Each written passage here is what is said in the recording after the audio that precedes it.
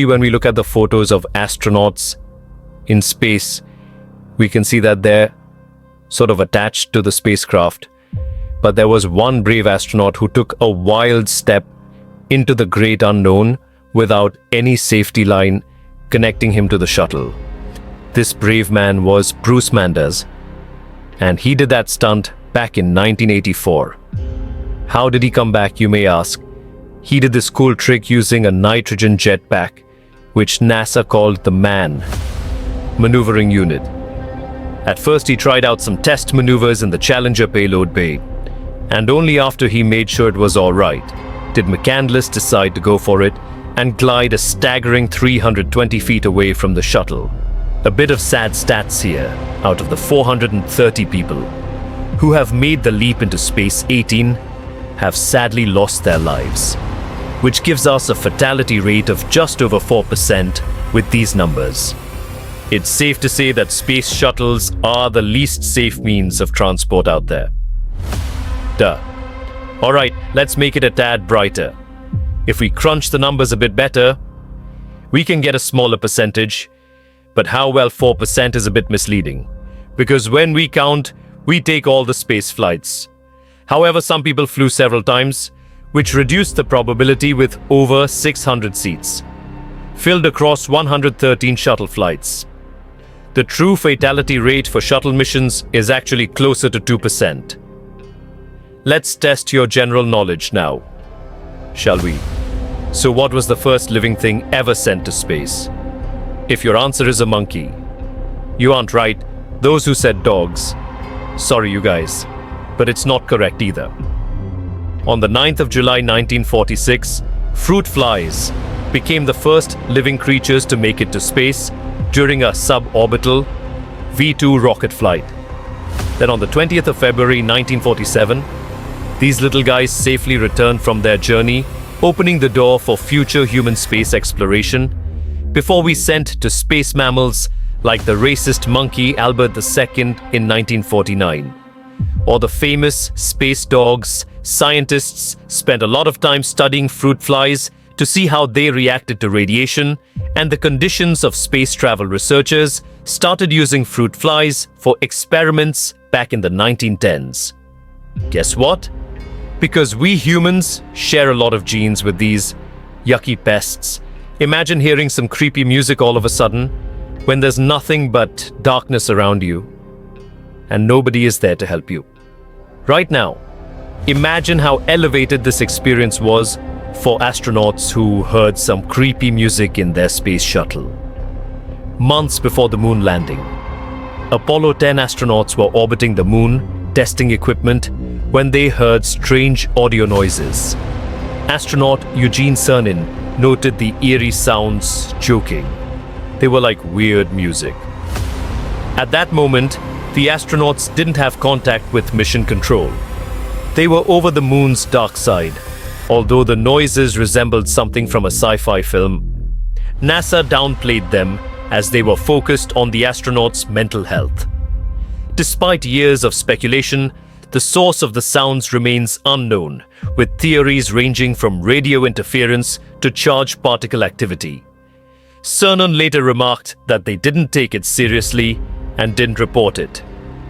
After the mission, chances are we've already received messages from new friends from other galaxies, but we just failed to understand them. In August 1977, some astronomers using the Big Ear radio telescope at Ohio University picked up a strange, narrow-band radio signal from the constellation Sagittarius that lasted for 72 seconds. The signal buzzed at a frequency of 1,420 megahertz, which is significant because it matches the natural emissions from hydrogen. This frequency had been flagged by scientists almost 2 decades earlier as a likely choice for extraterrestrial civilizations trying to reach out to us. They dubbed it the WOW signal. After one of the astronomers wrote "WOW" on their printout, we've never heard that sign signal again, and no one has been able to explain its origin satisfactorily after spending about a month in space. astronauts start losing quite a lot of skin from the bottoms of their feet, especially those tough calluses they've built up over time. One astronaut even called mission control in a bit of a panic when he noticed a chunk of his heel drifting off in zero gravity. But no worries, as the old calluses peel away. New ones spring up from the tops of their feet. They need that grip to hold on to all the restraints. Kind of like airborne trapeze artists going #1. And seeing blood is as scary as it sounds. And yes, in the weightlessness of space, blood doesn't settle in the lower body in the same way it does on Earth. This can lead to some alarming situations on board. Natural urges are universal, regardless of location. There are two main reasons why astronauts are unable to use traditional toilets in space. First, water is an extremely valuable resource aboard a spacecraft. Second, there's no gravitational flow of water in space. The drinkable water on a space station is contained in pouches and is used accordingly in a weightless environment. A specialized device with suction and disposable bags is used for waste collection, with the storage being replaced every 10 days. Additionally, spacecraft are equipped with complex systems designed to recycle and filter liquid waste, converting it back into usable water for the astronauts' daily needs. As if that wasn't enough, spending an extended period floating around in space brings another challenge. The body may lose its bursa sacs, those handy little cushions that sit between our hip joints.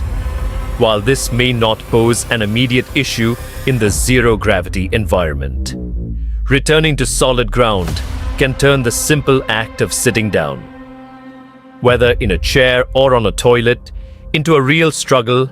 The fluid shifts that contribute to blood-related issues don't stop there. They can also wreak havoc on astronauts' sinuses, creating a constant feeling of congestion. It feels like living in a stuffy room all the time, where relief seems just out of reach. Thus, the challenges of long-term space travel add up, making the experience as daunting as it is thrilling. Another challenge astronauts run into is vision loss, also known as ocular syndrome, which sounds all sciencey. While the exact cause is still a bit of a mystery, it's thought that extra pressure on the brain can mess with both the retinas and optic nerves. And here's a fun fact. It mostly affects guys, by the way. You might assume that shutting your eyes in space means it's pitch black. But that's not the case because of high levels of radiation. Astronauts can still see bright lights when they zip through certain parts of their orbit. It's a pretty strange phenomenon that keeps them on their toes, even with their eyes closed. Switching gears, let's talk about bone health in space.